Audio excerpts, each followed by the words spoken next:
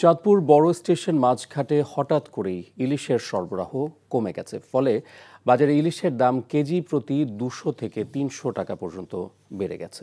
সরবরাহ কম থাকায় ক্রেতারা ঘাটে এসে চাহিদা অনুযায়ী ইলিশ কিনতে পারছেন না। স্থানীয় ব্যবসায়ী ও ক্রেতারা জানান, কয়েকদিন আগেও যেখানে ঘাটে প্রচুর ইলিশ আসতো, এখন হঠাৎ করে মাছের যোগান কমে গেছে। এতে ক্রেতা ও পাইকারি ব্যবসায়ীরা উভয়ই বিপাকে পড়েছেন। চাঁদপুরের পদ্মা মেঘনা নদীর জেলেরা জানিয়েছে, নদীতে ইলিশের সংখ্যা এখন খুবই কম, ফলে জালে কাঙ্ক্ষিত ইলিশ উঠছে না। আজকের বাজারে 1 কেজি ওজনের ইলিশ বিক্রি হচ্ছে 2500 টাকা থেকে 2700 টাকায়।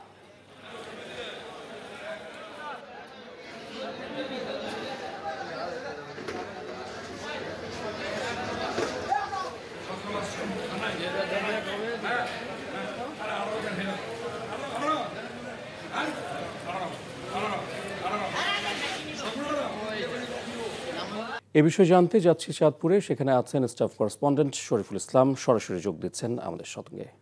শরীফ, হঠাৎ করে ইলিশের সরবরাহ কমার কি কারণ বলছেন জেলেরা?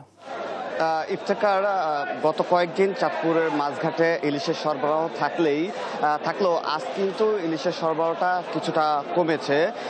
সকাল থেকে আমরা দেখেছি চাঁদপুরের বড় স্টেশন মাঝঘাটে দেশের বিভিন্ন জায়গা থেকে পর্যন্ত কোনো ট্রলার আমরা দেখতে পাইনি, যার কারণে চাঁদপুর বড় স্টেশন মাঝঘাটে ইলিশের সরবরাহটা কিছু কম। গত কয়েকদিন যেখানে ইলিশের কেজি ছিল 2300 থেকে 2500 টাকা, আজকে কিন্তু ইলিশের কেজি প্রায় 200 থেকে 300 টাকা কেজিতে বেড়েছে। আজকে 1 কেজি ওজনের ইলিশ বিক্রি হচ্ছে 2500 থেকে 2700 টাকা।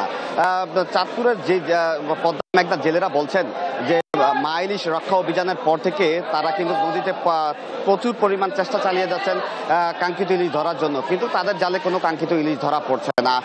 বিপরীত পাশে আমি যদি বলি যে সাগর মোহনায় কিন্তু আমরা দেখছি যে পর্যাপ্ত পরিমাণ ইলিশ ধরা পড়ছে। এখন বলা চলে যে চাঁদপুর বড় স্টেশন মাঝঘাট দক্ষিণাঞ্চলের ইলিশই একেবারেই সরগরম। তবে চাঁদপুরের পদ্মা মেঘনা যে আসলে রূপালী ইলিশ যেটাকে বলে, সেই ইলিশ কিন্তু এখনো দেখা মিলছে না। একদিকে ইলিশ সরবরাহ কম, অন্যদিকে পাড়ায় ক্রেতারা কিন্তু একেবারে হতাশ। এখানে যে মাঝঘাটে আসা দূর দূরান্ত থেকে আসা ক্রেতারা গতকাল থেকে আজ পর্যন্ত আসলে 2 দিন সরকারি ছুটির দিন থাকা দেশের বিভিন্ন প্রান্ত থেকে ক্রেতারা কিন্তু ছুটে এসেছেন চাঁদপুরের বড় স্টেশন মাঝঘাটে।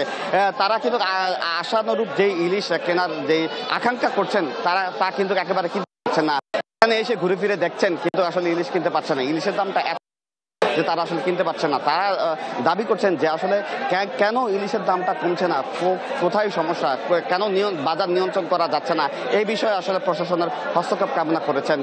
যদিও আসলে এখানকার ব্যবসায়ীরা বলেছেন যে বেলা বাড়ার সাথে সাথে সরবরাহটা বাড়তে পারে। তবে যদি এখানকার আবহাওয়া প্রতিকূল হয়, নদীর পানি বৃদ্ধি পায় এবং জেলেরা যদি ঠিকমতো আসলে কাঙ্ক্ষিত ইলিশ পান, তাহলে সরবরাহ বাড়বে, তাহলে দাম কমার সম্ভাবনা রয়েছে। ইফতেখার, জানছিলাম ইলিশের দামের খবর। বান্ডেল থাকলে প্রতি সেনমানিতে টাকা বাঁচবে। বিকাশ সেনমানি বান্ডেল কিনে জিতুন প্রতি লেনদেনে।